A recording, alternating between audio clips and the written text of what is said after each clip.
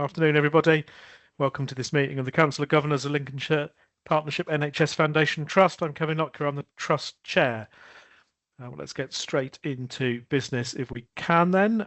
So apologies for absence will be noted in the minutes. Just a quick observation on that, which is that we've got a number of unforeseen and unavoidable absences by non-executive directors, which you may notice when we come to the performance assurance report, item 3.2 on the agenda.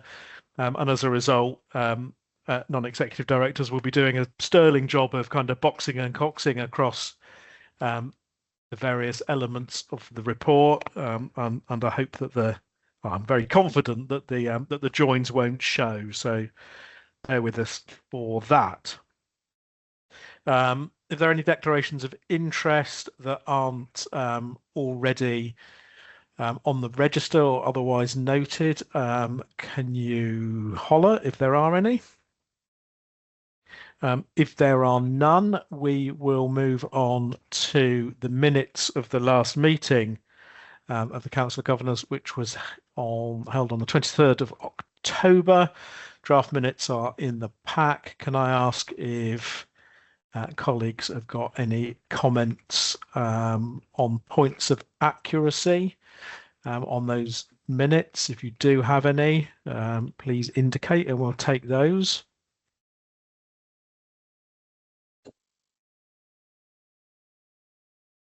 If there aren't, then if there are any matters arising that people may have from those meetings, similarly, if you can indicate, we will deal with those now.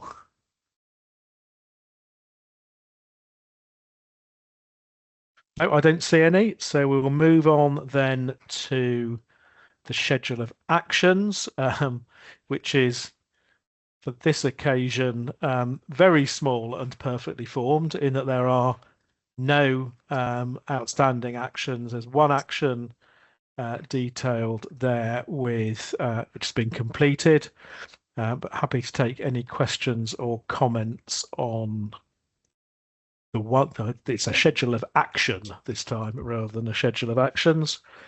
As I say, happy to take any questions or comments on that.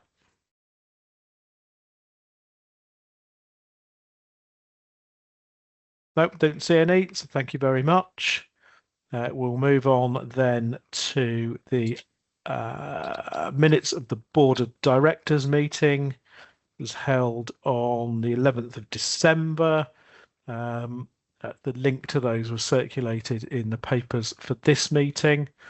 If there are any questions or comments arising from the minutes from the Board of Directors meeting, then I'd be happy to take those now.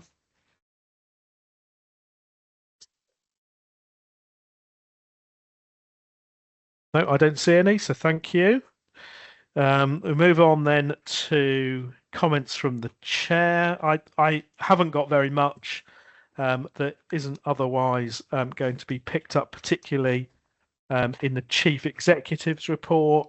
The one thing that I would say is that as an organisation, we're currently going through the preparation for a potential well-led inspection by the CQC. So we've got some external support to help us with that. Okay, sorry, just seen your comment in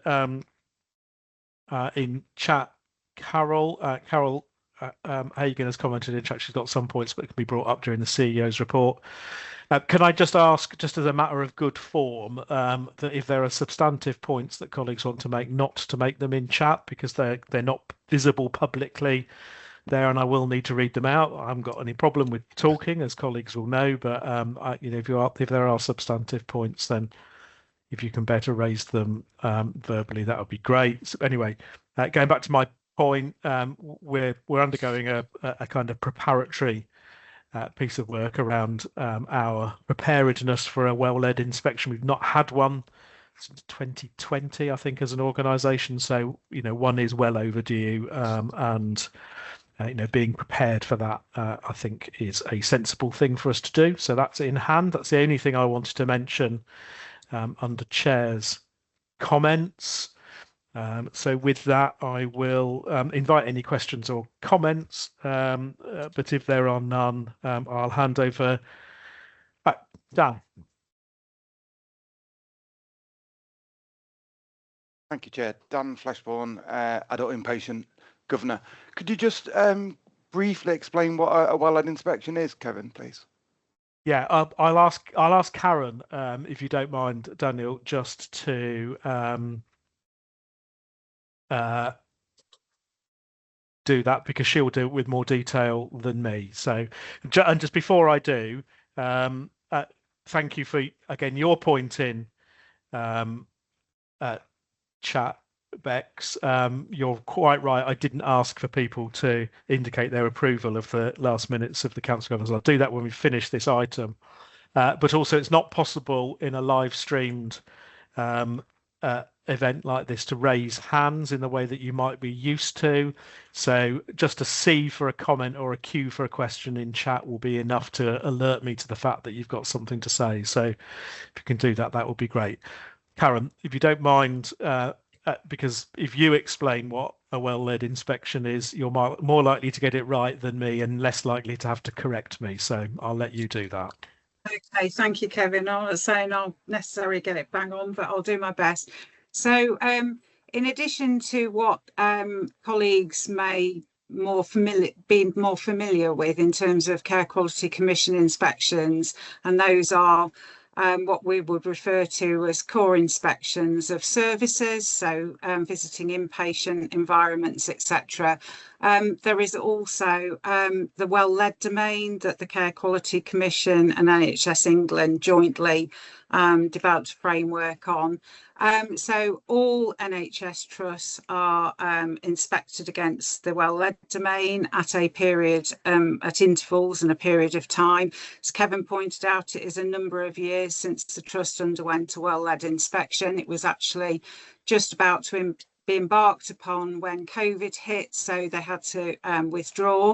So it's well overdue. So in terms of the developmental review that NHS providers are supporting us with at the moment, it covers or involves a number of areas that they will consider, review, look at, people they'll speak to, and I think they can be categorised into a number of areas. So there will be a significant number of documents that will be reviewed, so meeting paperwork, etc., corporate governance documents, policies, etc.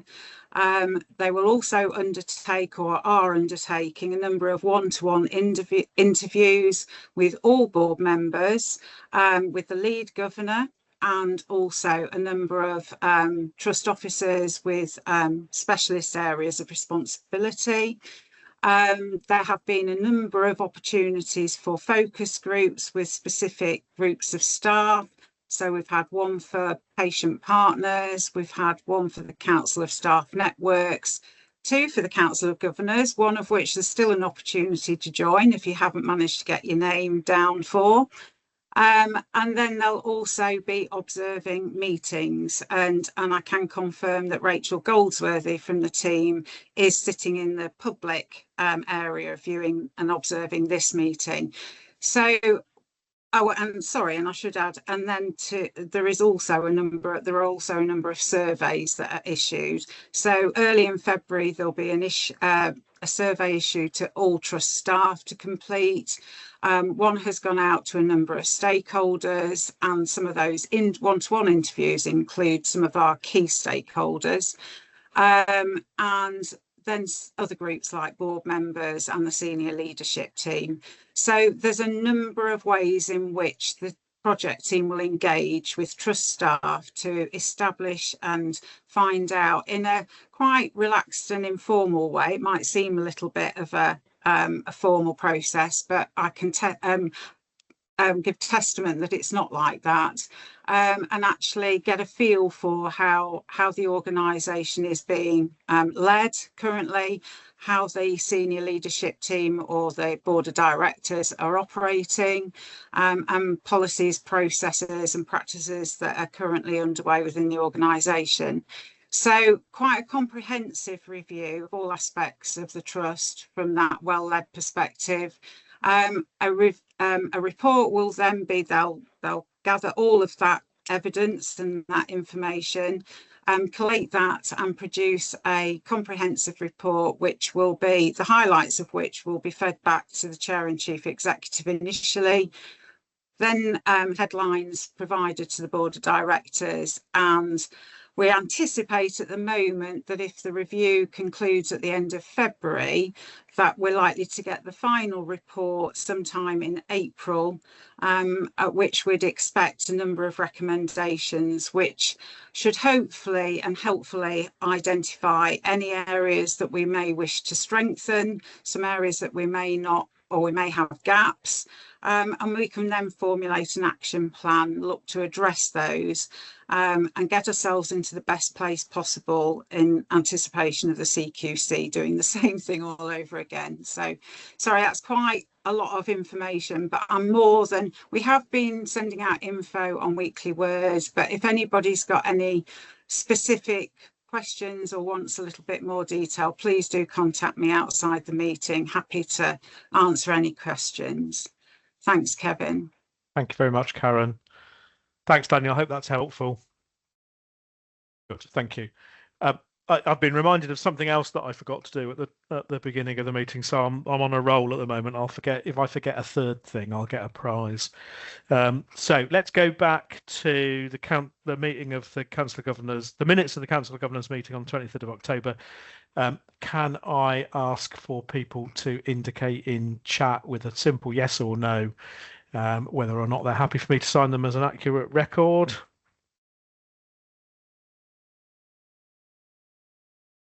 Fabulous, thank you very much. And the other thing that I omitted to mention in my introductory remarks was that the non-executive directors attending and the chair have a conflict of interest relating to item 4.3 on the agenda, which is non-executive director remuneration.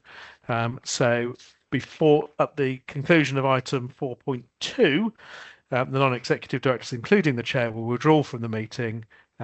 Rebecca Mezzo, as lead governor, will take the chair, and then I will come back when that item's been dealt with to bring the meeting to a conclusion. Thank you, Karen, for reminding me that I'd forgotten that.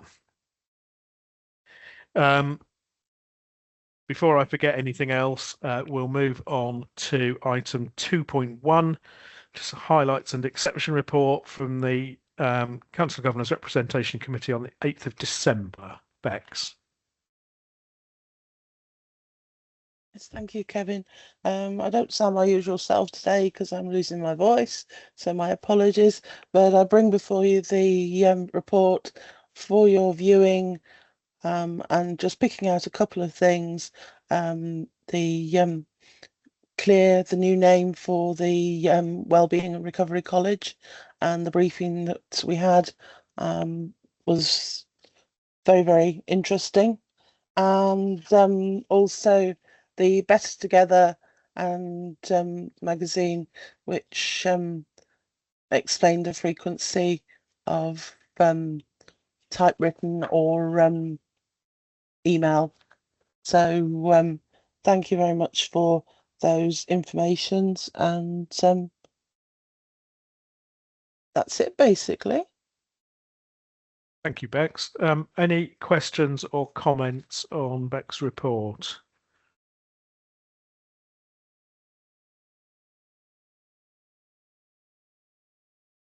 Well, I don't see any, so thank you very much for that. Bex, we'll move on then to item 2.2, which is the highlight and exceptions report from the Nominations and Remunerations Committee. Debbie. Hello, yes, thank you very much, Kevin. Debbie Abrams, Public Governor, South Kesteven. This is just a brief summary of our meeting for your information. There are two more detailed papers further down the agenda on 4.2 and 4.3. And because of the conflict of interest issues, I'm going to suggest we defer discussion further about the meeting until those papers. If the council's happy with that, please. Yeah, that's very sensible, Debbie. So I think what I would invite the council to do is to note the contents of Debbie's report and to sit on any substantive discussion about the items that are raised until we get to those substantive items on the agenda. Okay. Any questions or comments with Debbie aside from those substantive issues? I don't see any. Thank you very much, Debbie. Thank you. We'll move on then, if we may, to item 2.3, to the Governor's activity log, report rather. Amy. Thank you, Kevin. Amy Paul, Deputy Trust Secretary. Oh, before you get, sorry, forgive me, Amy, before you get okay. going, Bex, you've got a comment. No, my comment is regarding Amy's. So, okay. Yeah, I'll bank that for now. You got in so early that I assumed that it was for the previous item. Sorry, Amy. Thank you. So this report details the Governor's activities between the 10th of October and the 15th of January. There's also detail in this report of the upcoming meetings, events and opportunities for governors to get involved in. Those highlighted in bold are those where we ask governors to attend wherever possible and to confirm attendance or formally send apologies to myself in advance of those sessions. Thank you. Okay, Bex, yes. Yeah, it was just my comment. As governors know, we have a pre-council meeting on a Wednesday before we have our council meeting, and I brought this up yesterday, but I wanted to bring it up at the full council meeting today to say that I was able to do one of my meetings by hybrid. I'd injured my foot and was unable to drive, so the governor induction, I was able to take part in that on 3rd of November via the internet and this format. So people were meeting in person, but I wasn't able to be there, but I was able to be there via this method. So just wanted to point that one out. Excellent, that's good, and it's good that we've got kind of flexibility that enabled you to do that. So I'm pleased. Thanks, Bex. Any other questions or comments? No, I don't see any, so we'll stick with you, Amy, for item 2.4, which is the iLog. Brilliant, thank you. So this report is an update on the outcome of the 2 iLog entries that have been submitted since the last Council of Governors meeting. Further details on these was presented to the Representation Committee a couple of months ago. So there is just the 2, one of them remains in progress and one of them has been completed. I draw Governor's attention to the second iLog, which was a business style card resource that we've created for governors to use when they're out and about. It's a simple small card that governors can use for recruiting members, just with some basic information and a link to be able to join. So I think that's everything. Thank you, Kevin. Thanks, Amy. That looks really good, actually. So well done on that. Any other questions or comments for Amy?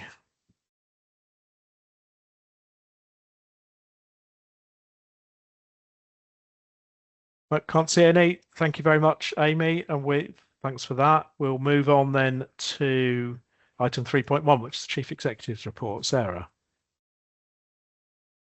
Thank you very much, Kevin. Can everybody hear me okay? I'm watching people just, yeah, I'll assume you can anyway.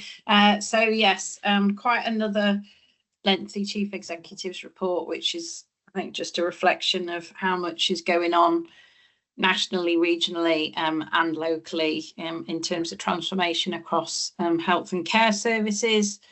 Apologies, last Council of Governors we tried to make the report a bit more accessible, because I do use the last board report sort of as a template. We didn't get round to doing that this time round, so please do challenge me if there's a little bit overuse of management speak or something doesn't make any sense at all. I'm really happy to receive feedback on the report if it's not working for you. But I'll just pick up a few points to highlight, and then happy to take any comments or questions from anybody. So first and foremost, neighbourhood working.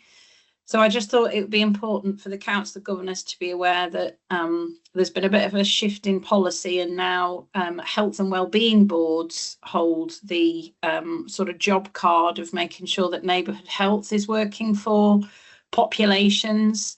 Just to confirm, myself and Kevin are members of our local Lincolnshire Health and Wellbeing Board, so that we have a seat at the table and we can advocate for mental health and disability and neurodivergent services as and when appropriate.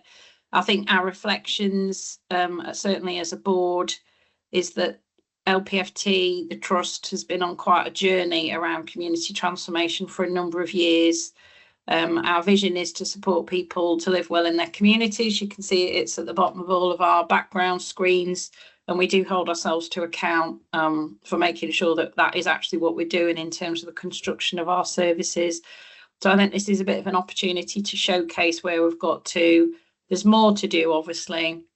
I don't know whether people have seen a bit of national policy around 24/7 mental health community hubs, neighbourhood hubs, and I'm actually attending an event later on tonight and tomorrow where we'll hear about some of the pilot sites on that. So that'll be really good learning to bring back to Lincolnshire in terms of our approach here. I did want to just point out Advanced Foundation Trust programme. I know that Karen kindly shared the consultation with governors because it did close in terms of that draft guidance on the 11th of January. So I hope some of you were able to engage with that and have your voice heard. So as you know, we are a foundation trust, and we have been for a number of years. We were one of the first mental health trusts to get foundation trust status. But I think it's fair to say over the years, the freedoms and flexibilities that came with the model excuse me, have been eroded. And the Advanced Foundation Trust programme is a way of getting back to the original sort of approach that was part of the Foundation Trust programme, which is about trusts who are well performing being left to get on, use their cash reserves to improve local services, and not have so much regulatory oversight from NHS England, Department of Health for Social Care, as it will be. So I've put a little bit in there about what some of the changes mean, and I'm sure you'll be interested to know, if you weren't already, that under the draft guidance there will be a requirement for it basically changes the requirement for Foundation Trust to have Council of Governors, so that will be removed.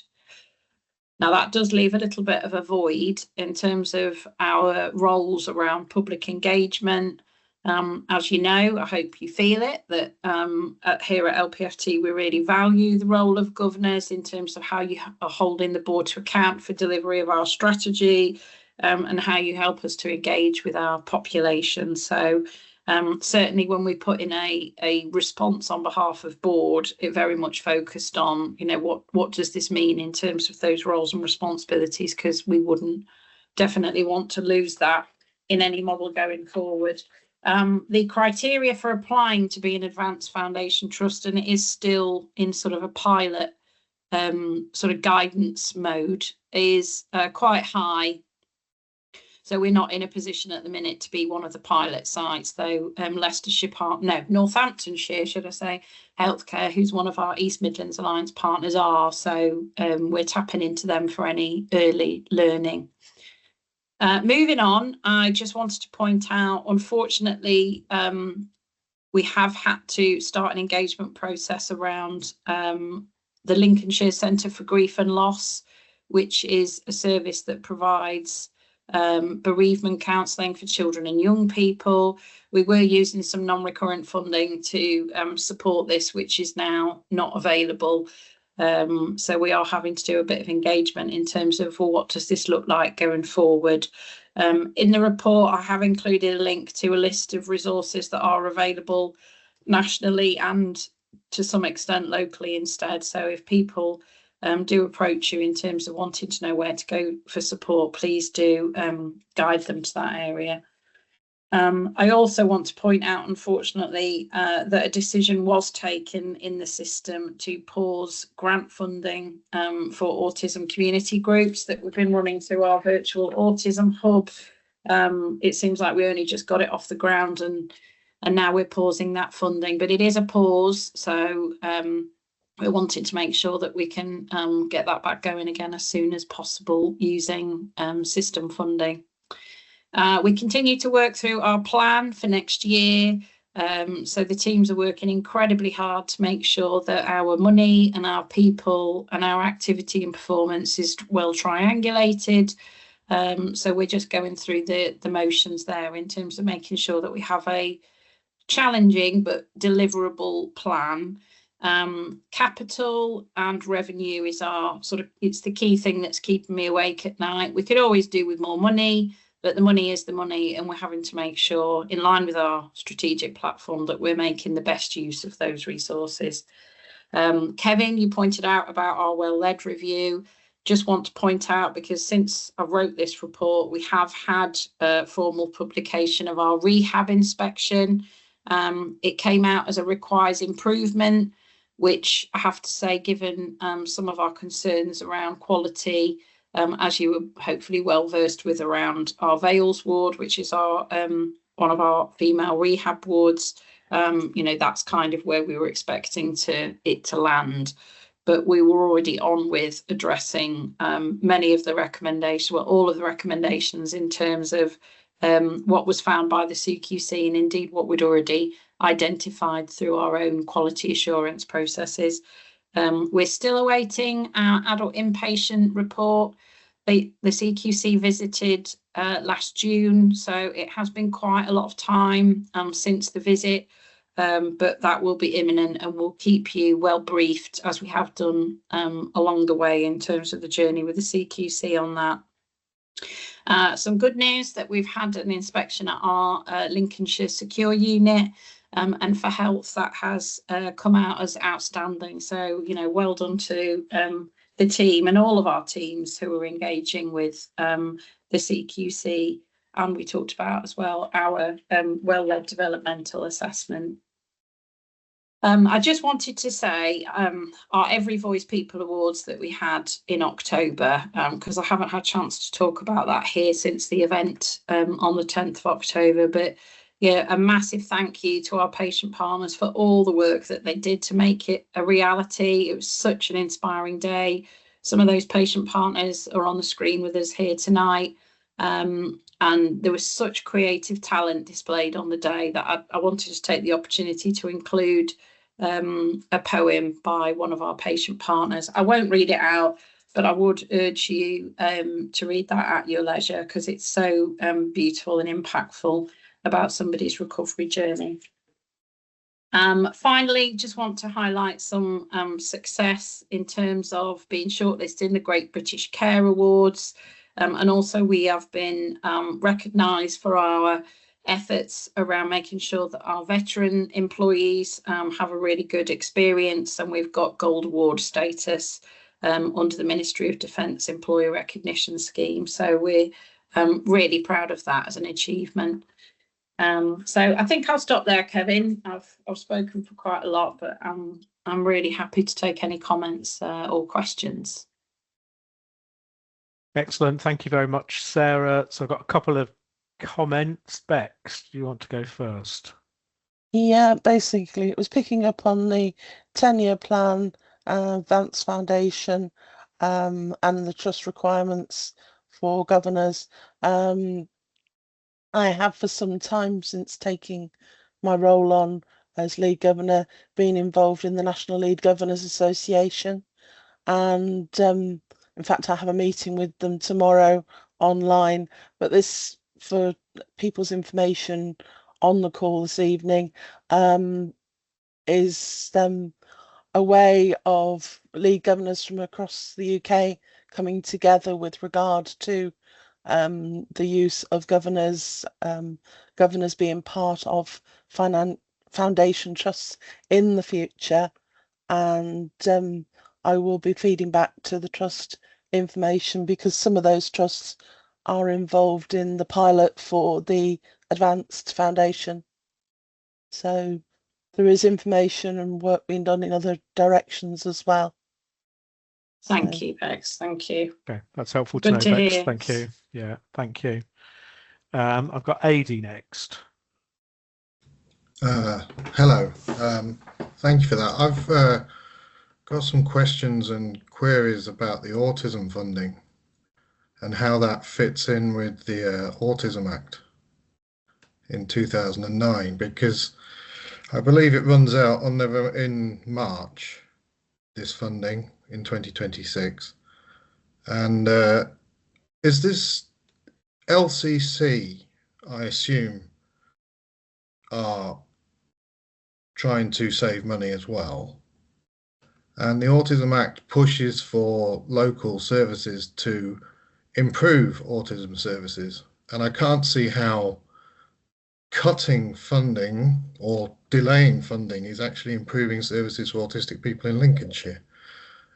So is there anyone from the LCC who could perhaps justify this? Because I kind of feel as though the trust will be the ones that get it in the neck when it seems to be a decision from outside. That's just how I saw it. Anyway, thank you. Thank you, Adi. This isn't LCC funding. This one is Lincolnshire Integrated Care Board funding.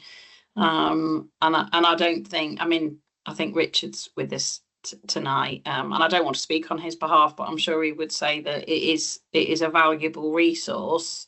But in terms of making ends meet, in terms of the finances, then decisions had to be made. And this was a pause rather than, so the current programs that are running continue to run. It's just that we didn't allocate any funding for the next year. And then what we want to do is make sure that we're allocating funds. So the projects were still running that were going, we just didn't kick off any new projects, if that makes sense. So this is very much about building strong community assets for our autistic population, to make sure that, particularly in a rural and coastal county, that community groups and support networks are available close to people, not necessarily, stuck in the centre of Lincoln, which isn't really much use to someone who's living in Stamford, for example. But Richard, I can see, can answer, but as a governor rather than a commissioner. So if it's okay, Kevin, we'll bring Richard in at that point. Yeah, thanks. Richard.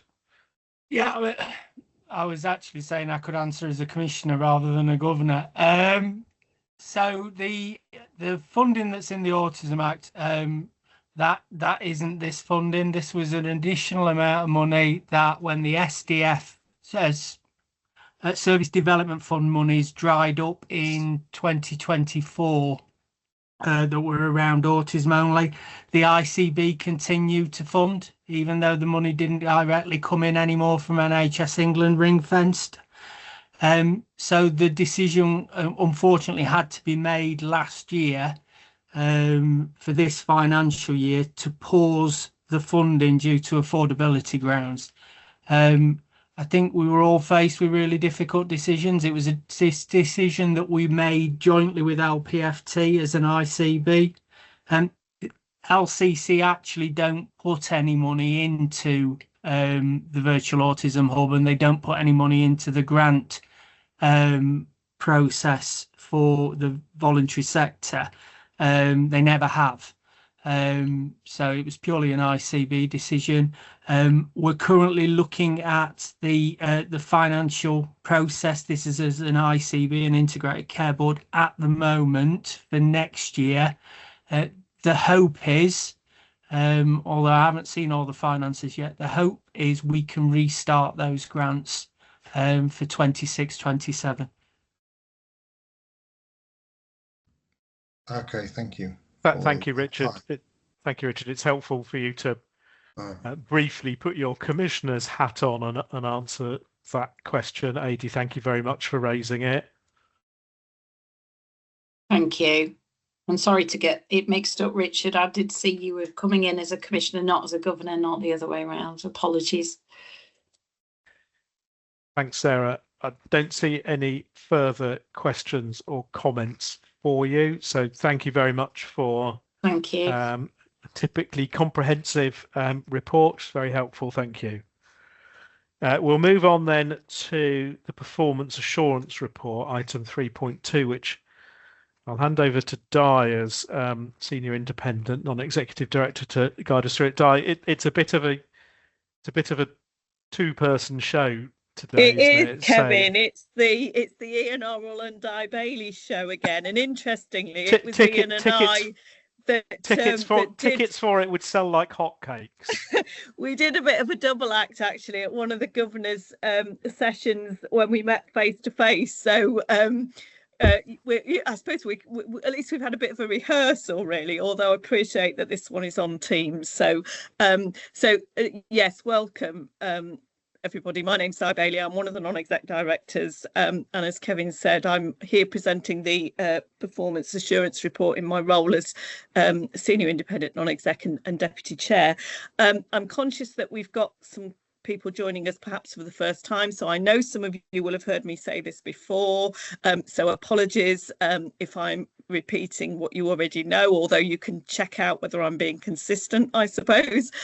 But for those who are perhaps less familiar with the performance assurance report, I'm just going to say a bit of an introduction and then we'll get into the detail. So as Sarah has already mentioned in regard to the foundation trust status of the organisation, you as governors hold the board to account via us as the non-exec directors, and we work through a committee structure to look at performance in a range of different ways.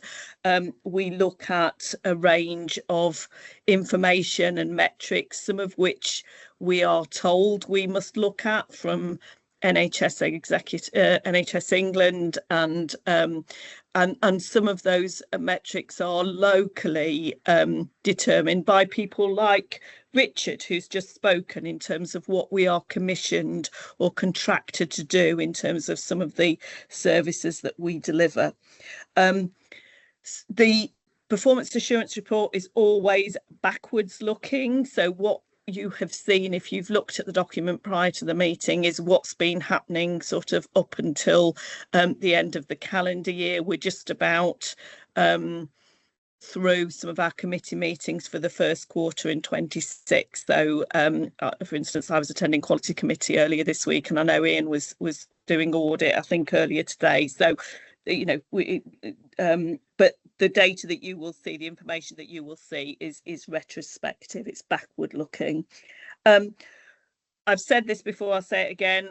Ideally, what we're hoping to see is some alignment across the committees in terms of the overall trust strategy and the board assurance framework, in terms of, are we looking at the right things to tell us whether we are managing the risks associated with our board assurance framework, whilst keeping in sight the overall trust strategy. And each committee looks at a range of information and data. Some of the committees start with a patient story or a staff story. So again, if you've looked at some of the information in the report, you will see that.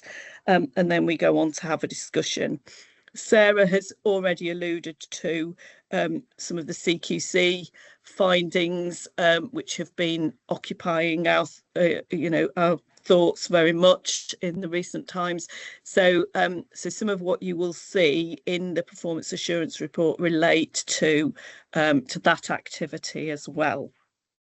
So without further ado then, we will move to the actual part of the assurance report by committee. And the first committee is Quality Committee, which is chaired by Sarah Whiteman, who is not with us. So Ian, I believe as a member of Quality Committee, you are picking this up. That's right, thanks. I've never felt under so much pressure given the two introductions here. But anyway, I'll do my best. As I'm Ian Orrell, substantive chair of Audit Committee, but as Di has just said, I also sit on the quality committee. I have to say, and I suppose I would say this, I think Sarah's done a really good job of in terms of putting the report together. I think it's a really comprehensive piece of work. So I'm not planning to go through all of the report, but I just thought I'd pick out half a dozen sort of points that I think would be of particular interest.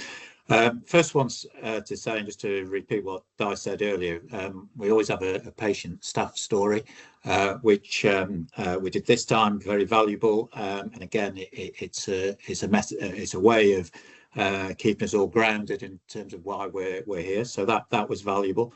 The second point I'd make is we or have been doing quite a lot of work on the trust BAF across the piece, and the quality committee are very much part of that. And I think it's fair to say in the meeting back in October, they reviewed that BAF with some rigour, and we are seeing improvements to the quality of the BAF, which is great for the governance of the organisation and subsequent service delivery. There is, you'll see in the report, a number of things under the banner of the review of internal quality visits. So there were quite a few things that were discussed in the meeting, and a few tweaks that have been suggested would maybe need to be made.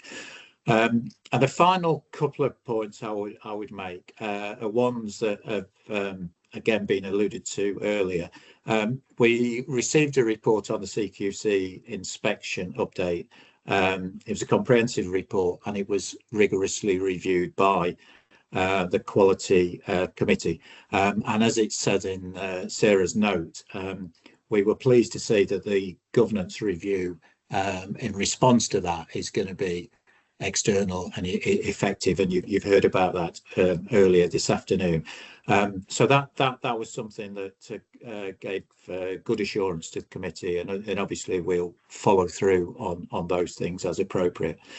The final point I would make is that the quality committee also commissioned a review of clinical effectiveness, and in particular the impact of clinical audits. And its work as at October, and I should stress that point, was that more could be done. And whilst not wanting to give everything away in advance of the next meeting, I absolutely know that a lot of follow-up work has been undertaken there. There was a quality committee only yesterday that I think was involved in that, and with my head of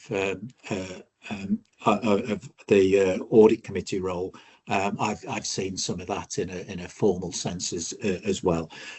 So hopefully that gives you a flavour of the sorts of things that we got hold of at the quality committee session back in October. But I'm happy to try and answer any questions that people may have. Thanks, Ian. And just to confirm, actually, I was at that quality committee when the clinical effectiveness audit was discussed this week. So just to give governors a bit of further reassurance that we've got that well in our sights. Right, I can see some questions. So Carol Hagan first. Hello, Carol Hagan, Public Governor for North Kesteven. Yeah, that's a really good report. I just wondered, can governors still attend the internal quality assurance visits, those that were previously known as the 15 steps? And I'd be very interested in reading the Learning from Death report. Is that accessible to the governors? I'm going to ask Karen to come in here, Carol. Sorry, Ian. No, just okay. Because I know that there is some work being done at the moment around visits. So I wonder whether Karen's probably the best person to update us in terms of where we are with that, and maybe the question about the Learning from Deaths report. Thank you. Sorry, Di, I couldn't find my mouse. So there are a number of ways in which governors can carry out visits, Carol. And rather than go through them here one by one, just want to reassure you that we can facilitate that. And that we've just reviewed more recently our board's sort of non-executive executive director schedule and framework of visiting services, and that includes and incorporates governors in that and the invitation for them to take part in it.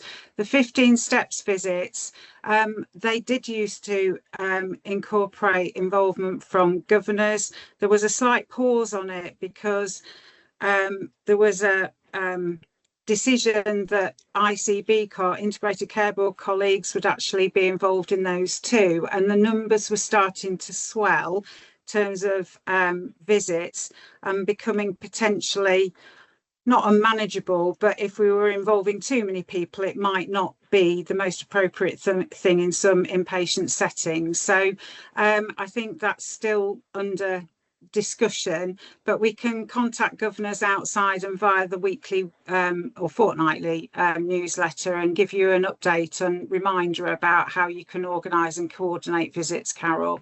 So yes, Okay. Definitely. And in terms of the learning from DESS report, any reports that come through to the Board of Directors are available on the public website, but we can definitely give you access to reports if you've got a specific interest, subject to accessibility, etc., and data protection. Yeah, And Amy's Ca- just and actually Karen, put a link Amy's to put a- it. It's in the Amy's put chat. a link Yeah, to that in the chat. Yeah. So yeah. Yeah. Thanks, Karen. Okay, thank you. Carol, can I just say, in terms of the Learning from Deaths report, you may be aware that we've had a change in our Chief Medical Officer, and we did have Mike, we had a conversation with Mike at the Quality Committee earlier this week about this very report, and Mike would recognise, I think, and we had the conversation that it is learning light in terms of what we would want it to be. So the only reason I'm saying that is just to give you that piece of insight, really, so that when you read it, you will understand, how it's landed, how it's landed within committee, and that we are continuing to refine it, particularly with Mike's joining us as the new Chief Medical Officer. Thank you. Okay, thanks. Yeah. Okay, I think I saw one from Dan as well, Ian, so don't go away just yet. Okay. Thank you, Dan. You ready for me? That's always nice. So just for members of the public who might be watching, and for myself, because I've been a bit out the loop for a little while, you say that you're currently not assured. Can you sort of briefly explain how you regain that assurance, and then how you can then pass that assurance back on to us? You want me to pick that up, Dan? In relation to the audit, so in the report it says that you're currently not assured in the current position, and it's how you regain that assurance, and how that's then passed down to the Council of Governors. Okay. Do you go on, Ian? Do you want to start? I'm quite happy to do it. I suppose in some respects, Dan, obviously it's quality committee level, but it's also at audit committee level. You're pushing me into some of the things I was going to say on the audit committee bit, but I'll you can hold off if you want. No, not at all. It's appropriate stuff. So from the audit committee on the clinical effectiveness, we received a report that said we had limited assurance, which is lower than we'd normally want. We'd normally want reasonable assurance. So in practical terms, with that report, all that will simply happen is that a list of recommendations will be provided by our auditors. We would have an opportunity to respond to them, and they'd be agreed with our auditors. And then subsequently, there will be a follow through in ensuring that those recommendations are being implemented. So we're sort of not at the end of that process yet, but the audit committee will want to see that being done, as indeed the quality committee will as well. So in terms of bringing all that loop together for you as a COG member, you're at the earlier part of the cycle, but in due course, I'll be saying, I expect to be able to say that things have moved on. We have been given appropriate assurances, and I can assure you of that. Does that make sense? Yeah, that's brilliant. Thank you. Yeah, and I guess just to add to that, Dan, in terms of that, so what the Quality Committee are doing is they are, giving the job cards, if you like, for some of those areas that Ian is talking about to the groups that sit below Quality Committee. So they are then seeking to see that those things have been done. Quality Committee will almost assure themselves, and then it will go through to audit as the kind of another line of defence against the risks for the checking to make sure that we've embedded what we said we were going to do, if that helps. Okay. Right, so moving on then, we haven't had a best use of resources committee in this quarter, so the next committee is People Committee, which I'm picking up in Tim's absence. So just a few things to say about People Committee. But I'll caveat that with I'm not a member of People Committee, so I'm doing this a bit from what's provided to you in the report, but also some of the stuff that I know about from other things that I'm involved in. So you can see from the notes that there was quite a lot of activity at People Committee around our resident doctors and all things to do with job planning for doctors, including actually the story at the start, which was one of our resident doctors talking about their experience. So that was, and we've seen quite a lot of development in this space in recent times. And one of the things that we've been very keen to do is to ensure that resident doctors have a governance route in through the People Committee to make sure that we are absolutely cited on, all of the workforce issues that affect them. And I say that because I, as the non-exec, I sort of hold the oversight of our medical education programme, really. So I've had quite a lot to do with the work that we've done with our resident doctors in terms of improving their training and development offer, and then making sure that we have sight of that. So you see some of that reflected in the report, and that's all really positive, I think, and particularly timely given the 10-point plan for improving working lives that's come out for resident doctors. And there's a real head of steam at the moment in ensuring that trusts are finding, ways to implement that. So very topical.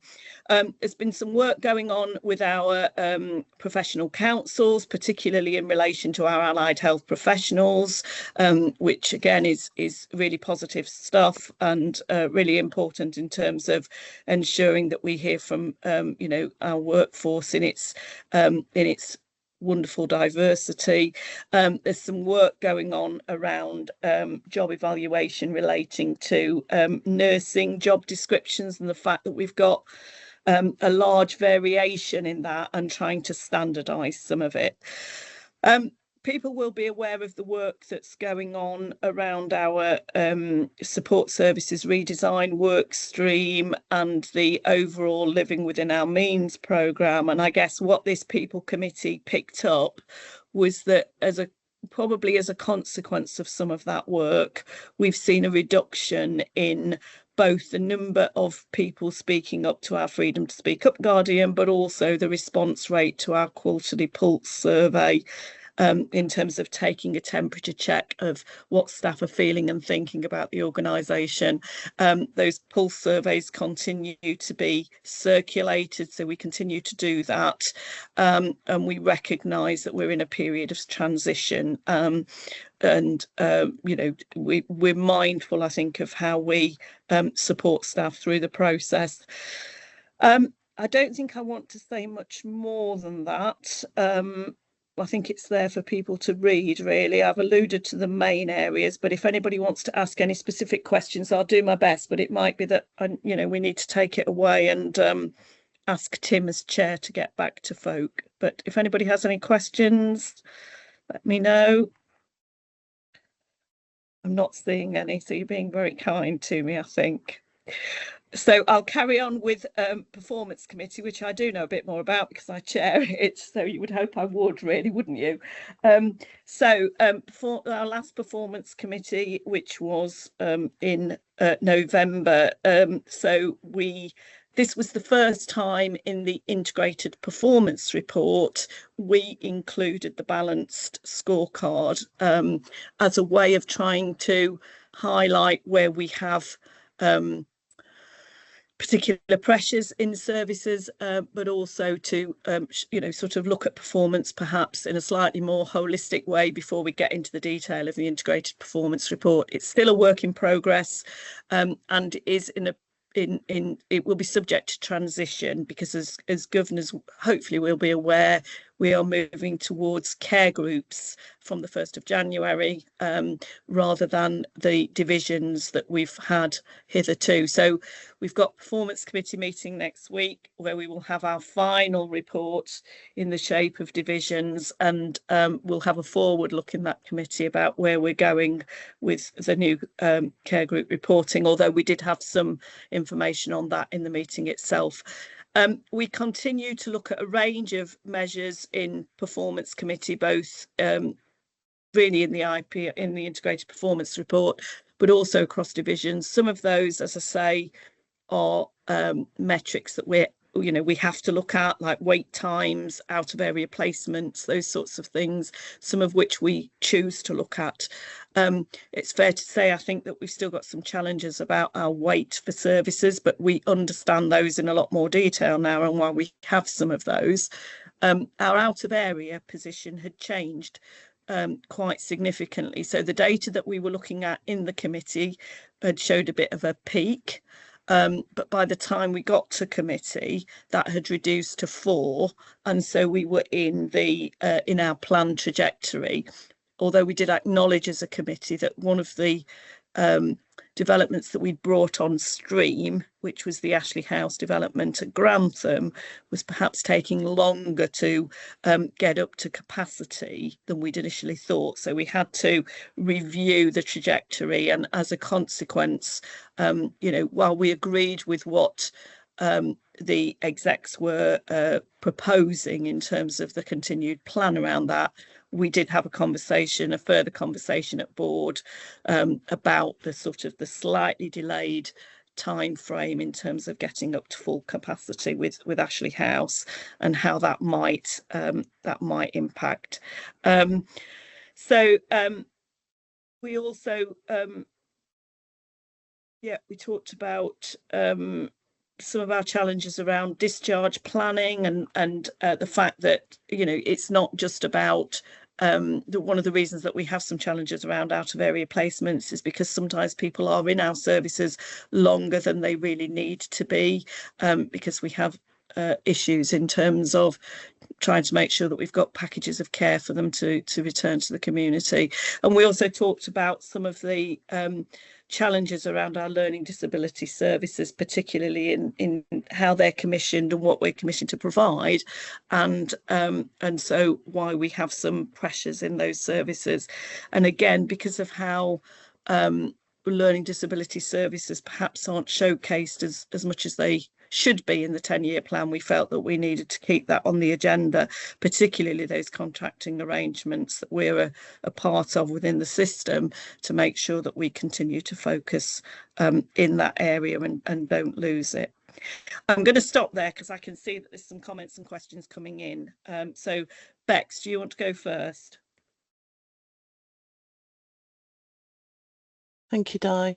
It was just purely picking up on the care groups versus divisions aspect, and that those governors that are on the call today that weren't available for the pre-call yesterday, I've asked if something could be put together to show governors the changes, what it was, what it is now, sort of thing. So give that little bit of understanding. So and that is something that will come forth in the near future. Yeah, and as I say, Bex, I think in future it won't be the next meeting, but probably the one after that. You'll start to see something a bit different in terms of the integrated performance report, in terms of how we report around care groups through performance committee. Yeah, thank you. Okay, Carol. Carol Hagan, Public Governor for North Kesteven. I was very interested to read that the LPFT are paying for some cost per case beds in Magna House, Sleaford. I think of Magna House as being in Alnwick rather than Sleaford, must say. How is the quality of the provision being monitored for those patients? Okay, so I'll start, and then I might need Sarah to come in on this a bit more. As I understand it, those beds are commissioned by the Integrated Care Board. Apologies, Richard, if I've got that wrong, but so they are within the Lincolnshire footprint, but they aren't our beds. So that's why they're classed as out of area beds, despite being closer to us in some ways than than some of the other out of area beds. So in terms of the quality of that provision, the visits and things like that, I believe are done through the ICB, but I may be wrong. Ian, Richard, can you help me out a bit here? I can. I'm putting my commissioner's hat on quite a lot today, aren't I? You are. Apologies for that, everybody. So we have a bit of a strange relationship and arrangement, actually. So we don't hold the ICB, the Integrated Care Board, doesn't hold a contract with Magna House for beds, and at the nurses, the bed managers who make the placements into Magna House when required are in LPFT. They're employed by LPFT. Okay. So the process very simply is the bed managers try to find a bed. They can't locate one that is in LPFT. If there's one that's suitable and appropriate in Magna and the care can be met, they'll place there.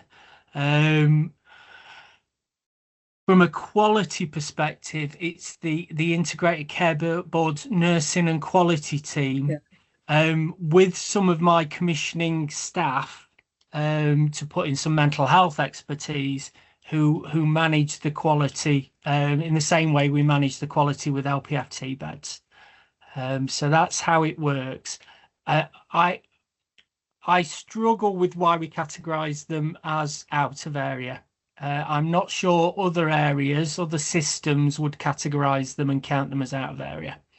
And we are looking at whether it's worth having a block contract with Magna, and if that would resolve any issues we've got with counting them as out of area or not.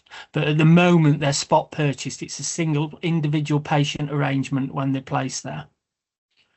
Thanks, Richard. That's really helpful. And just and Carol, I suppose just on that point about whether they're out of area or not out of area, we've had exactly that conversation at Performance Committee and asked for in future reporting around out of area to differentiate between people that we're placing at Magna, where we can obviously, because it's close to us, have the very much that same arrangement around care coordination and discharge planning as we would if somebody were in one of our beds in Lincoln or Boston, as opposed to if somebody were much further away from us, and so there was a potential there that perhaps care wasn't as continuous as we would like it to be. Does that help? No, yeah, that's all very, very interesting, and thank you for all of that. My other question is about Ashley House. I was surprised to read in the report the sentence that there'd been a slower take up and impact on performance than originally planned, because it only opened very, very recently, didn't it? So is it a case of that, people have got to know about it and that this resource exists? It seemed to me is it not a bit premature to say there's been a slow take up? Probably in hindsight, and of course everything's easier with hindsight, Carol, isn't it? I think I think the issue has been the socialisation amongst our patient group around Ashley House, where it is in terms of its geography. is in Grantham, so maybe people will be in going to Ashley House. They might be a bit further away from friends, family contacts, but obviously still within the Lincoln area. So I think it's just taken a little bit longer to support people to think, that they're ready for discharge and it's a move into Ashley House. It is picking up, but I think we didn't, we perhaps were a bit too ambitious that we would just be able to fill those beds straight away. And it's taken a bit more, a bit longer and a bit more planning than perhaps we had anticipated. Okay, because the information events have also been quite recent, haven't they? The updates from the involvement team about the purpose of Ashley House and how it will operate, and those information sessions were very, very impressive. It's going to be an excellent thing. So I was just surprised to read that sentence in the report. Okay, thanks anyway. Thanks, Carol. Thank you. Okay, I'm not seeing any other questions or comments. So you've got one from have Helen. I? Yeah. Sorry, Kevin. That's all right. Oh yes, I can see it now. Sorry, Helen. Hello, I'm Helen Smith. I'm staff inpatient governor. It's just a query yet again about Ashley House and Magna as well. It's quite difficult to sort of get your head round about the intake and everything. I know we discussed this yesterday at the pre-meet, because we, as having inpatients on wards where we're struggling to find accommodation for them to go to, it just seems really difficult that there appears to be beds, but they could potentially be filled, and why they're not being filled. So that's just a bit of a mystery to me. So, well, I can see Eve's coming in to answer this one, Helen. So I'll let Eve do the honours. Sorry, Eve, I should have probably invited you in earlier. I didn't realise that you were with us. Sorry. No, you were doing a sterling job. So thank you very much. Evening, everyone. Eve Baird, Chief Operating Officer. I think they're two different things, Helen. So beds being available on Magna actually comes at an additional cost to the system. So we wouldn't move someone from one of our LPFT beds into a Magna bed because that's an additional cost to the system. We only use them if all the LPFT beds are full, and then Magna would be our preference because it's closer to home than some of the other out of area placements that we use, often in Nottingham. So Magna's a bit different. Ashley has been a really exciting project for us, but I think people's expectations and the reality of what Turning Point, which is the organisation who are running Ashley, can do, are perhaps mismatched, and we need to do some work with Turning Point on that. So Turning Point are very good at liaising with district councils, at supporting individuals to make the right contacts, fill out the right forms, and they're very good at supporting people where their only need is accommodation support, and they don't need to be on an inpatient ward. Turning Point through Ashley House are really good at supporting people to do everything they need to do to secure long-term accommodation in the community. One of the complexities for a lot of the individuals we have on our wards who we would say are clinically ready for discharge, so they don't need to be on an inpatient mental health ward anymore, is that often they do need an enhanced level of support than just being discharged to a home or an accommodation where they live on their own with no support. And that's the bit that we're still working with our colleagues in the local authority and our colleagues in the ICB to think about how we address some of those challenges we've got there. So a lot of the pressures that are now remaining in the number of people on our wards where we're saying they probably don't need to be admitted to a psychiatric inpatient ward, but they do need more support than is available, but than just discharging them back to living on their own in the community with no support. That's the cohort of people that we need to work with now.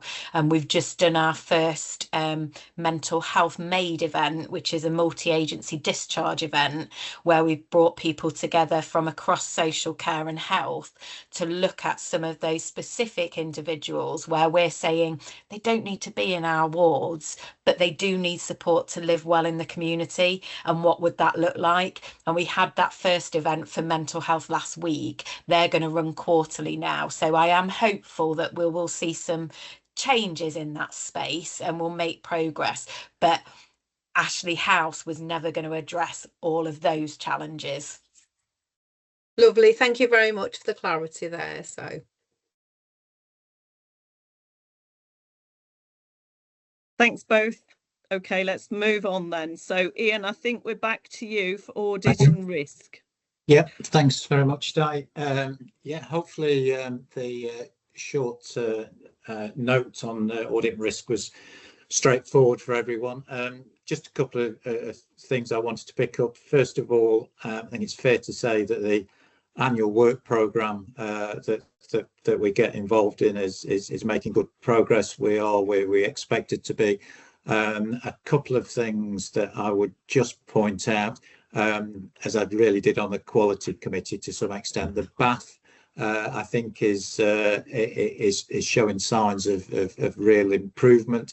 So that's good news for our governance arrangements.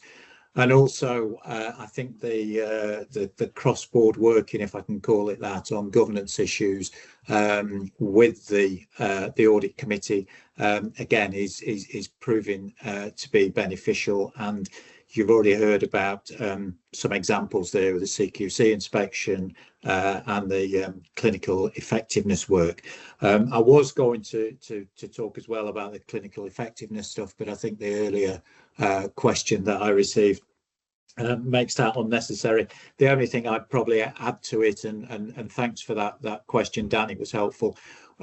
Just to give you a bit more assurance, what I should have said earlier is that when we're looking at our annual audit plan next year, we'll be making sure that a further piece of work is done to look at how well some of those recommendations have been embedded. So hopefully that helps. Any questions now, I'm quite happy to take. Thanks, Ian. That's really helpful. Yeah, Dan, do you want to come back? Yeah, different question. Just around this new offence of failure to prevent fraud. Yeah. Could you just briefly explain what that is and how that might affect us? Yeah, it's a rather strange one because in terms of the failure to prevent fraud, it's within the organisation. So it's the organisation putting pressure on people to commit fraud, which is slightly odd. Normally we see it as it's about individuals. Now I'd say two things there, Dan. You're just slightly premature in terms of being able to give you a comprehensive position on that. However, what I would say is we're working with our counter fraud lead at the moment, and who has done a risk analysis on this already to get a sense of how we may be exposed or not, as the case may be. Now I am jumping ahead with this morning's audit committee heard the latest on that, and what I'm hoping to see in the short term is a statement that says, these are the things we've got in place that can sort of hold our heads high and say that we're in a reasonable position to comply with this. I think it's fair to say that across the country, people are just struggling a little bit with this at the moment. But I don't think it's anything to be overly concerned about. But we'll have I think a more transparent position for you in due course. Lovely, thank you. I think I might be able to help a bit with that, Ian, because I know for reasons that I won't go into, I know a bit about this, and the offence applies to organisations that fail to prevent people committing fraud from which the organisation would benefit. That's right. So it's not a blanket offence that says if we don't do enough to stop people committing fraud, that we are guilty of the offence as well. So it's actually quite a narrow offence. Yeah, absolutely. Yeah, thanks, Kevin. That definition is really helpful. I should have said that earlier. Thanks, Ian. Thanks, Dan. I'm not seeing any more. So, Kevin, I think it's over to you to close. Thanks very much, Di. Thank you for walking us through all of that. It was really helpful. Colleagues will have heard me say this before. But by way of kind of reminder and contextualization, the point of this report is to enable governors to fulfill their responsibility to hold non-executive directors to account for the performance of the organisation, and that we structure it in the way that we do to provide assurance that non-executive directors are, as it were, on top of the performance of the organisation, are seeking the right kind of assurance and reach the right conclusions off the back of the assurance that they receive. I think the fact that Ian and I have been so able to describe what the activities in committees of which they are not chair, I think does a number of things, but most particularly the fact that it demonstrates that non-executive directors collectively have got a good understanding of the performance of the organisation. They're holding the organisation to account for performance through the various governance committees and the board itself. And collectively, non-exec directors have got a good understanding of where the organisation's at. So, I think it's worth governors noting that point in particular. Other than that, I've got nothing in particular to add. Happy to take any questions or comments more generally on the report or the way that it's presented. If there are none, we've got one more, I think, a couple more, actually. We've got 2 or 3 more substantive agenda items to take. I'm going to suggest that before we take item 3.3, which is the annual quality account briefing, we take a 5-minute comfort break because we've been going for an hour and a quarter now. So it is 5:16 by my clock. So let's reconvene, shall we, at 25 past for the remaining agenda items. Thanks very much.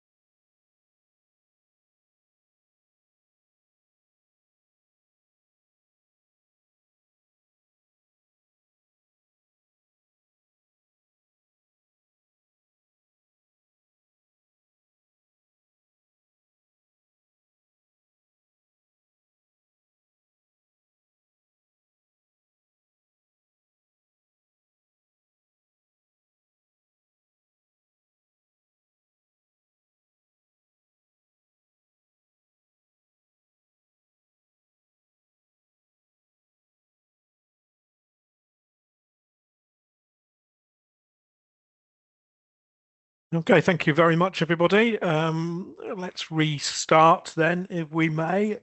We are on item 3.3, which is the annual quality account briefing.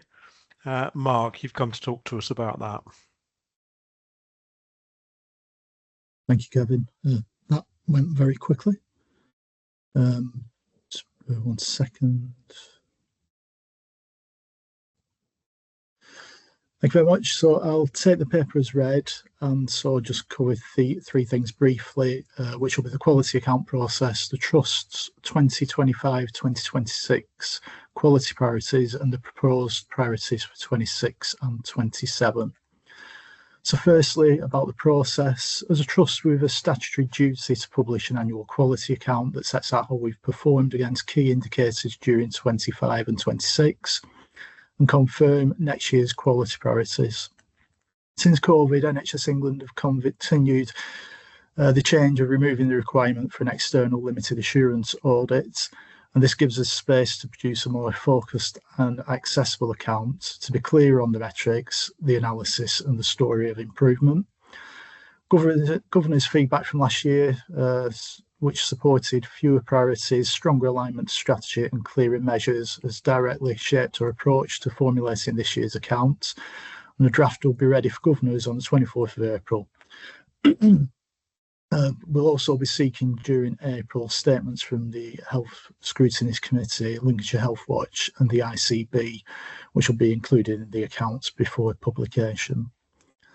Secondly, if I talk about the 2025 and 26 priorities, through a continuous quality improvement work, we've been using 4 strategic quality priorities aligned to the Trust strategy, and Governors can see these in figure 1 on page 3 of the report. These are built into multi-year delivery plans, so the strategic priorities are going to run for the next 4 or 5 years, and we can evidence measurable improvement year on year against these, and a full progress and breakdown of the priorities will be provided in the quality account for Governors in April. So finally, if I move to the proposed priorities for 2026 and 27, at the time of me presenting to Governors, NHS England haven't published any detailed guidance for the annual quality accounts, and so there's no information on mandated quality priorities. Subject to any NHSE guidance, the Trust has identified 3 quality priorities for the coming year, and these align with the national NHS England mandatory requirements, which is to set 3 priorities annually, with at least 1 in each domain of safe, effective and patient experience.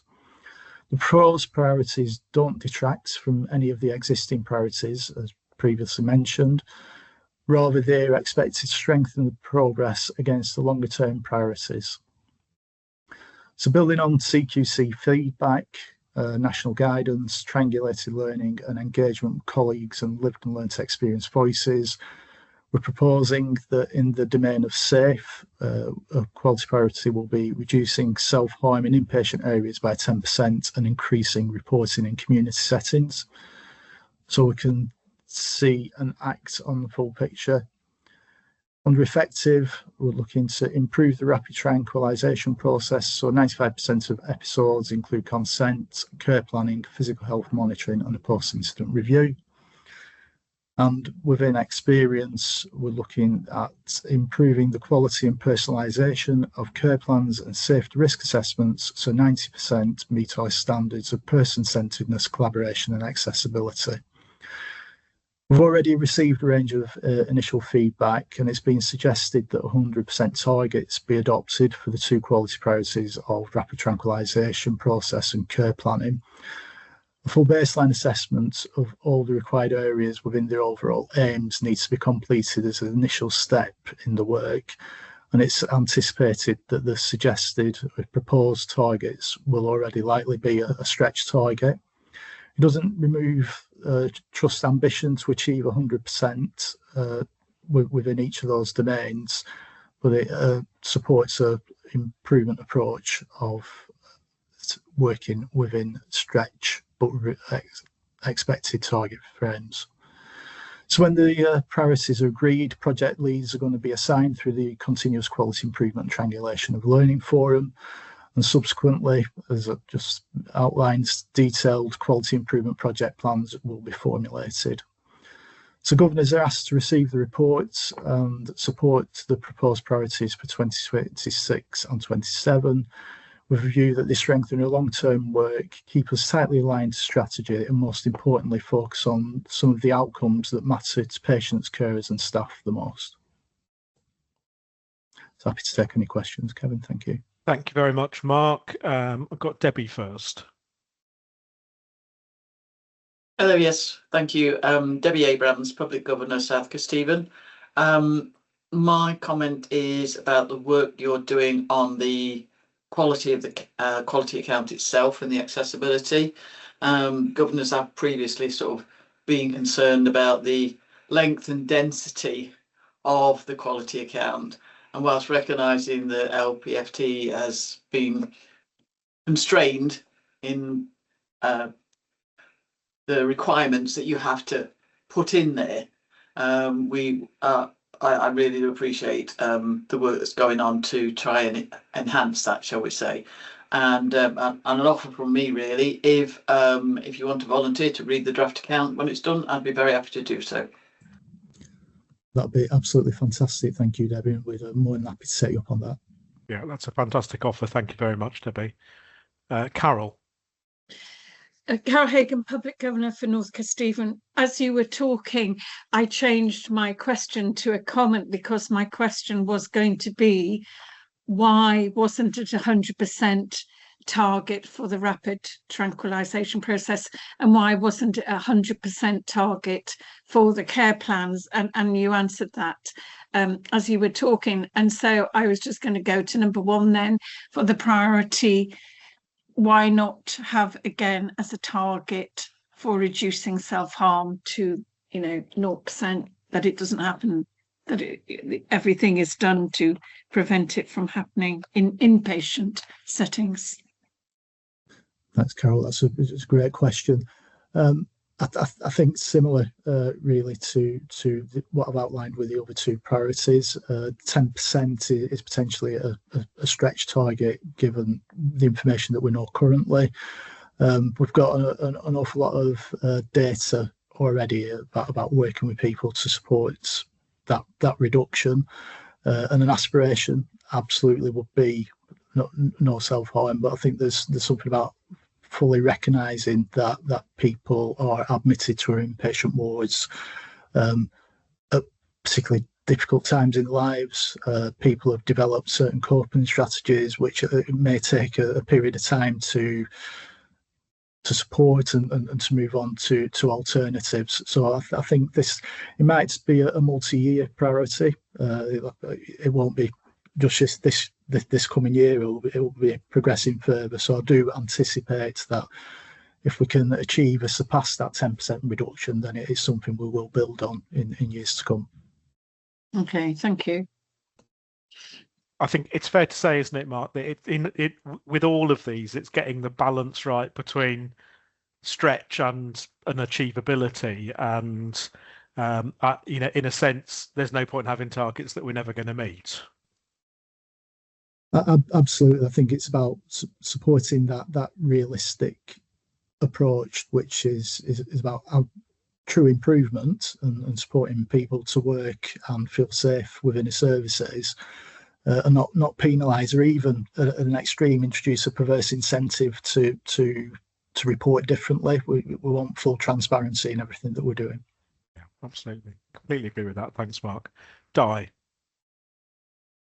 Thanks, Kevin. Thanks, Mark. Just on that last point that Carol raised, I think it's an interesting one, isn't it? In terms of, while we make every effort within our services to reduce, ligatures and opportunities for people to self-harm, sometimes it's the only way. People who do self-harm will sometimes tell us, they do it to feel alive, they do it in order to survive some of that really difficult distress.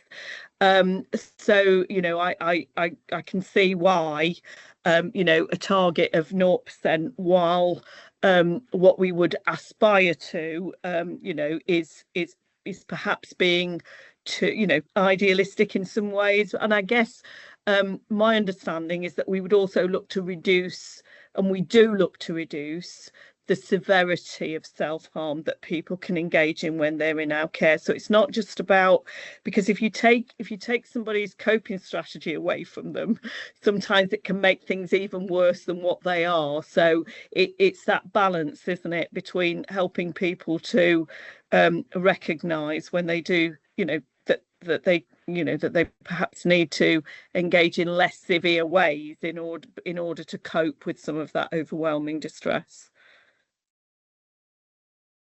Thanks, Kevin. Thanks, Di. Kathy. Hello there, I'm Kathy Burton. I'm a matron in LPFT. I've just got a question on those points that are there. Just in terms of, is there anything in the pipeline to help us achieve those new targets? In terms of service provision, therapeutic provision, things like that. Is there anything in the pipeline for that? I wouldn't necessarily suggest in the pipeline. I think there's a specific piece of work that will be built on from previous years, Kathy. There's some digital pieces that are currently ongoing that are, as you're aware of, particularly around the rapid tranquilization, that may support colleagues in being able to more easily and accurately report different pieces of information.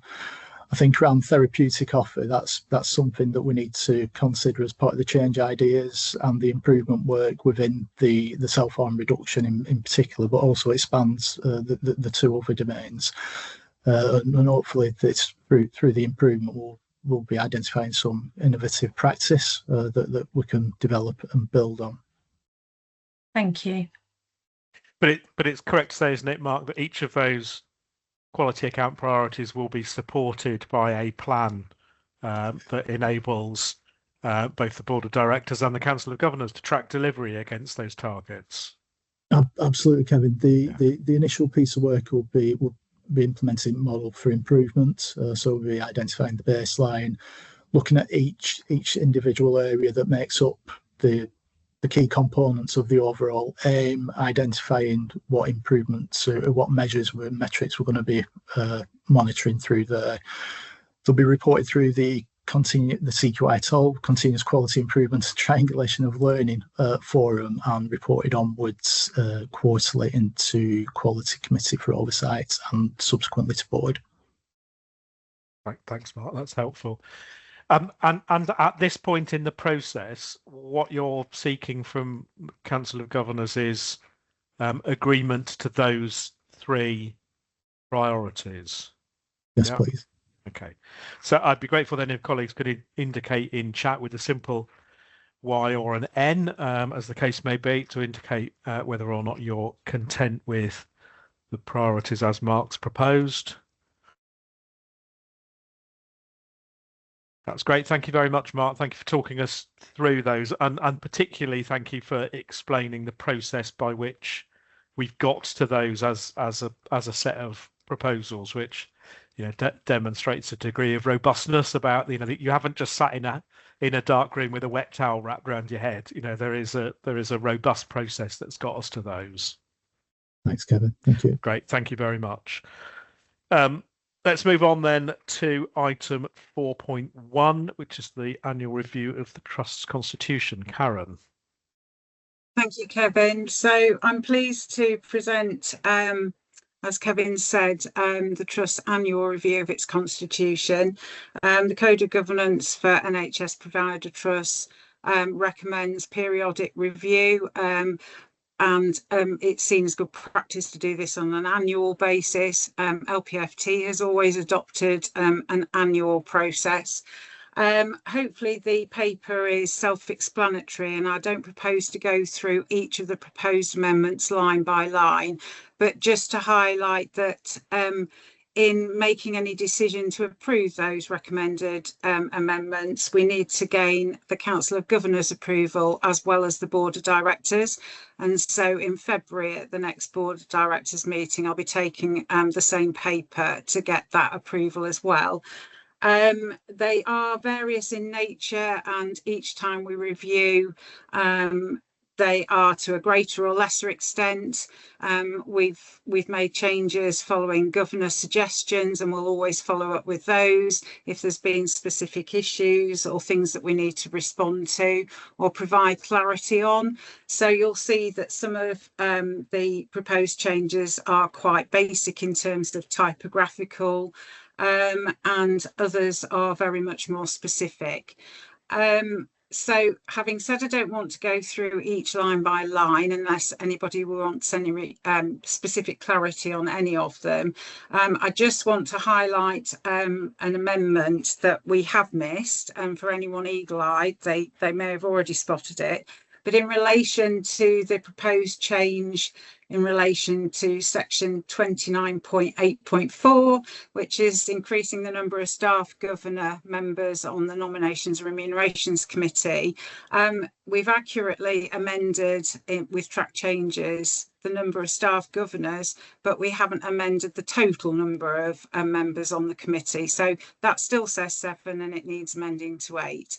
So in making any decision to approve it, subject to that further amendment that's not listed in the paper.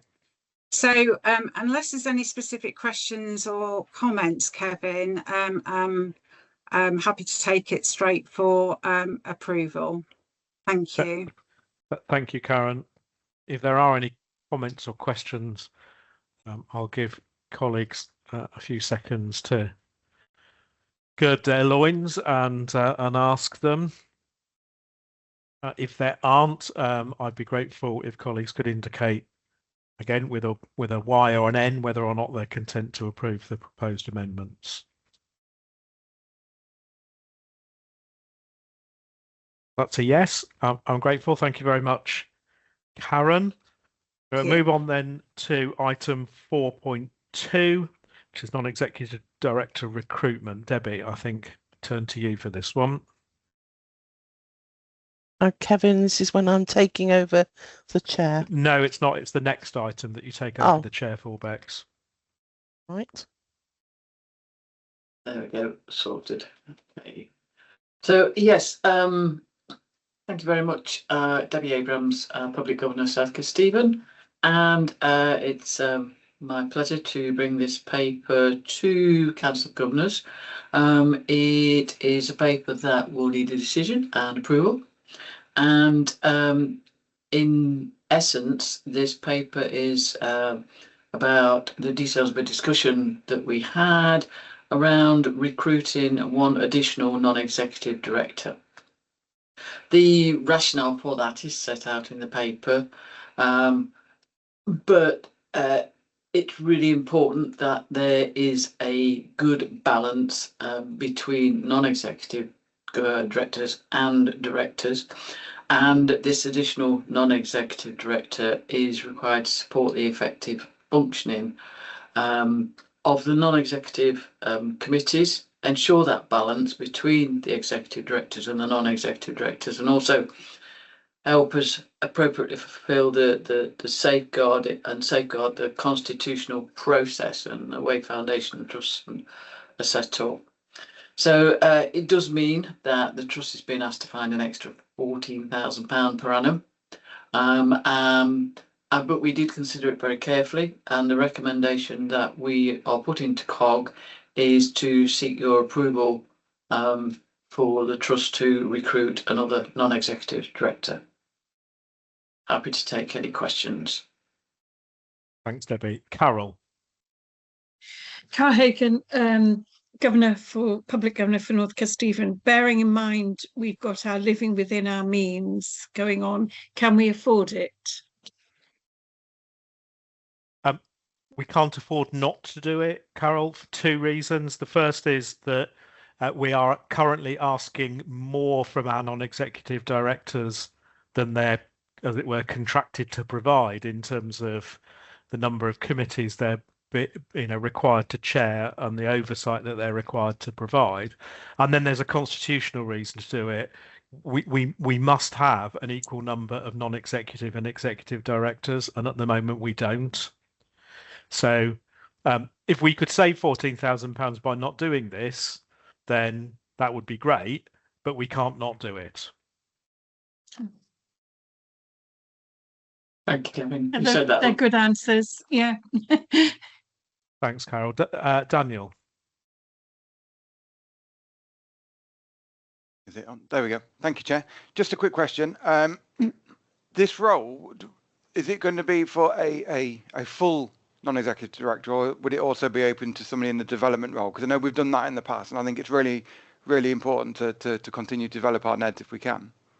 Agreed. And we have an associate someone on the next programme at the moment. No, this will be a full non-executive director. It has to be, because it has to be somebody that has full voting rights for the reasons that I've just explained to Carol. And when we've had next directors before, they because of the nature of the role, they can't carry full voting rights. So, you know, it's that constitutional point again, Dan, that means it has to be a full non-exec. Right. Okay. Thank you.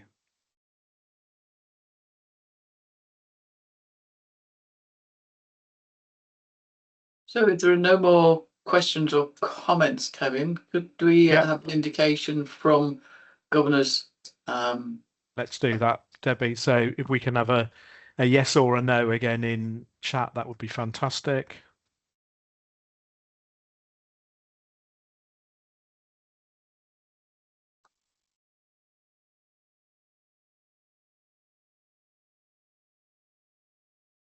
Right, well, I've got a clear majority of yeses. That, for the record, there is one no in the chat, which we'll record which we'll note and record in the minutes. Thank you.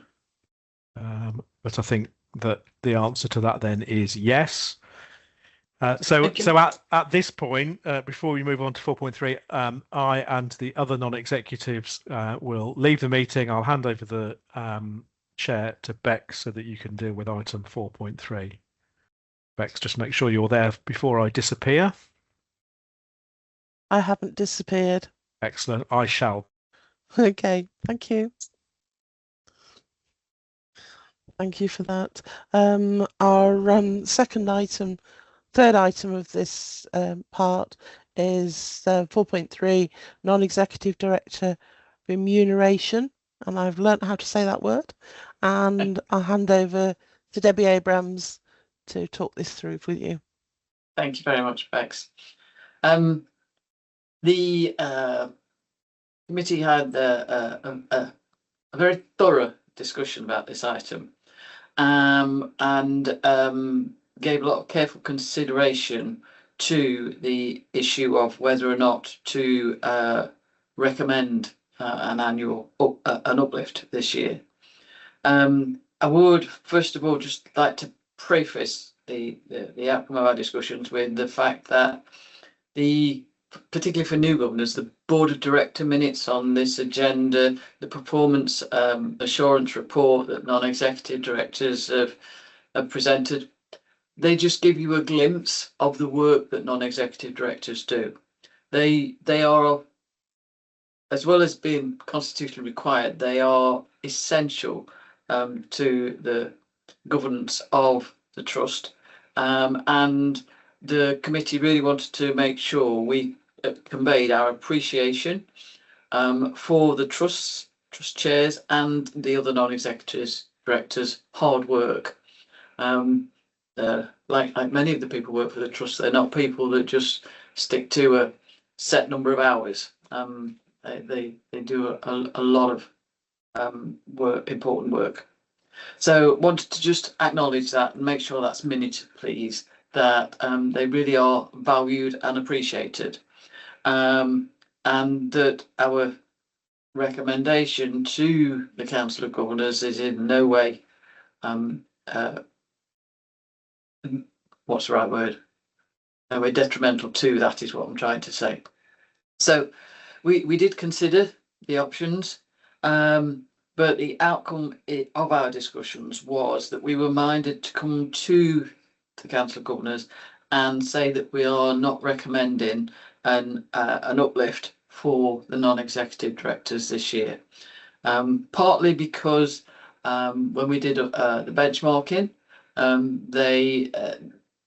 they're at a reasonable level, and partly we just have to consider all the financial challenges, the living within our means agenda, and so we asked ourselves some quite difficult questions, and this was the outcome of our discussions.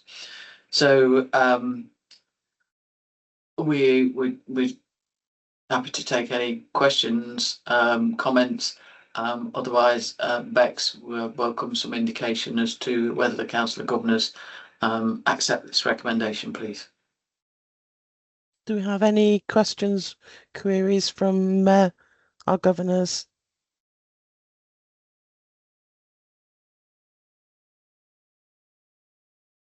I take that as a no. If I can have your whys or ends in the chat, please, to this matter.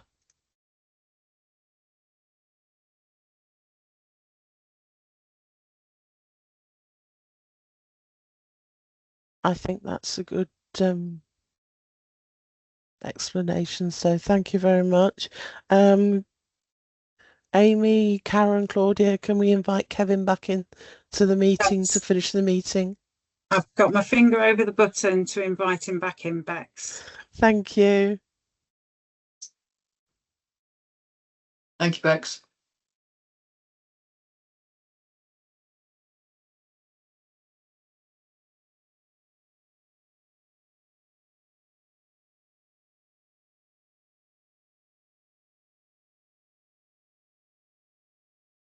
Just double checking that he's back in. Bex, give me 2 seconds. Apologies for the delay. Looked as though he was in and then gone again. Just bear with me.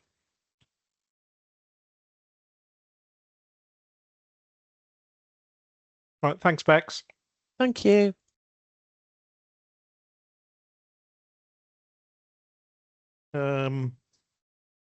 Right, that's the last substantive item. We'll move on then to any other business. And Karen, you've got some other business that you'd like to raise.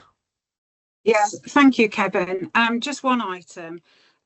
Governors will be aware that we currently have a meeting of the board and council, a joint board and council meeting scheduled for the 19th of February. And those meetings that we hold in private are undertaken in a far more informal developmental style, that are usually involving workshop sessions where we have mixed groups of governors and directors to consider a number of key strategic items or service developments, etc. So what I wanted to just draw to the governor's attention and see if we could get a feel for possibly a decision this evening is the fact that currently looking at the agenda for the February meeting currently, it seems to be rather much an information giving heavy session and not really something that lends itself particularly to our usual style of working with the governors and the directors. So I wanted to put to the council, and I have previously spoken to Kevin about this as chair of both board and council, whether or not it would like to still continue and receive that information and updates, acknowledging that it won't necessarily have the opportunity to so much get involved in that discursive element that we usually have, or if it would like to postpone the meeting until we can get together an agenda that does actually is more in line with and in keeping with what we would normally do as a joint board and council. So I'll just put it over there, Kevin. I don't know whether or not you want to get an indication or if you would like to me to just email out to governors and try and get a swift response by email. I can see that Dan's got a question. Yep, sorry, I didn't mute myself. Got a question first from Dan. Yeah, thank you for that, Karen. I suppose it really depends on the content, doesn't it? Is the information that's coming across, is it relevant? Is it going to be supportive of us now, or is it something that can be emailed out or given to us later?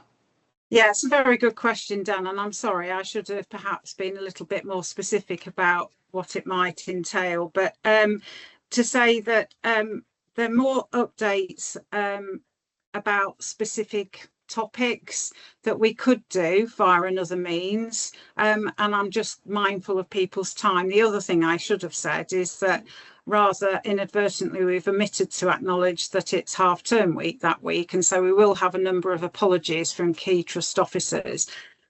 So we always hopefully give you information that's relevant.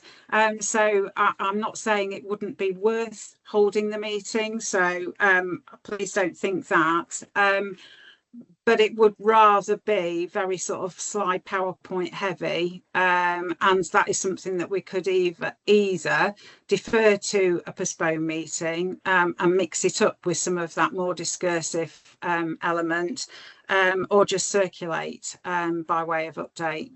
I hope that answers the question. Yes, thank you, Karen. Another question.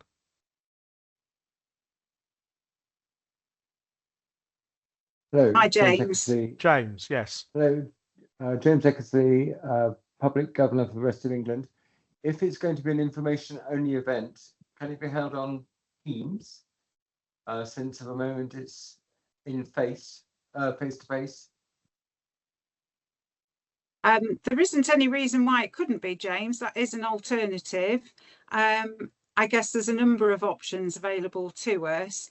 I think primarily I was trying to establish whether or not actually we could actually just defer till to a time that was more convenient to more people, given the time of year. But we can look at a number of ways of doing this. And if we were going to do it via Teams, then I think we could arguably say we could hold an information session about some of those things and treat them as individual updates, and invite governors to attend if they can, maybe not on that date, and just say it's an optional session. So yeah, but there's nothing stopping us holding it. In this case, if we went ahead with it, we could do it by Teams, yes. And Bex. Yeah, James sort of nearly pinched my thunder there. I was going to make that suggestion, or the suggestion that other formats could be used. So the Governor Hub, we've made video recordings, we've had PowerPoint presentations put together. I think keeping the true meaning of the joint board, especially in the time that we're at in this moment with regard to the 10-year plan and the requirement for governors, and actually working together in that closeness, I think means a lot for the governors. So and yes, can I just half term probably is one to avoid. Yeah, it was an oversight, and apologies for that. It's very difficult trying to fit all the meetings in, but we will take note moving forward in relation to school holidays. But can I just establish, Bex, are you in support of, is what you're saying you'd prefer to actually only hold it if it is in the usual style, in person, and actually in that sort of time together in a room face to face? I think we need to have that time in the room face to face for the right reasons, and to sit there listening to PowerPoint presentations all morning is not that, it's not achieving what we set out to with joint board. Thank you, Bex. And I've noticed that Kathy's put something similar in the chat about that. And I think that's what we were probably trying to highlight with governors. We didn't want to necessarily, I'm not saying we've made the decision yet, it's not my call, but actually get everybody in the room and then disappoint them, or perhaps get them there under false pretenses, expecting to do something very different. But I'm going to hand back to Kevin now. Yeah, no, thanks, Karen. So I think there's a couple of conclusions out of that, and I will invite colleagues to indicate whether or not they agree with this in a moment. The first is that we postpone the currently scheduled meeting and find other ways to disseminate the, forgive me, it's 6 o'clock. I've been going since about 7 o'clock this morning and I've lost the ability to speak. Find other ways to disseminate that information, which might include emails or a Teams briefing or whatever is best. That we find another date for the joint board meeting and recognise the fact that, to Bex's point, that time together is particularly important, and we should make sure that we use it when for reasons that require an engagement, as it were, between the board and the Council of Governors for discussions over substantive issues. So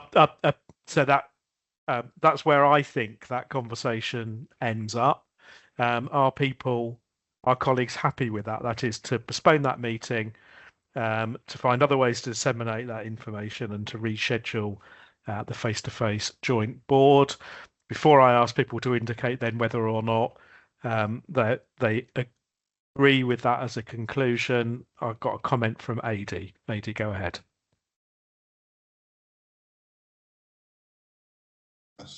Sorry, Adi Trevelyan, Service User Governor. Yeah, I'd much prefer face-to-face stuff because I really struggle with facial expressions and facial reading on Teams.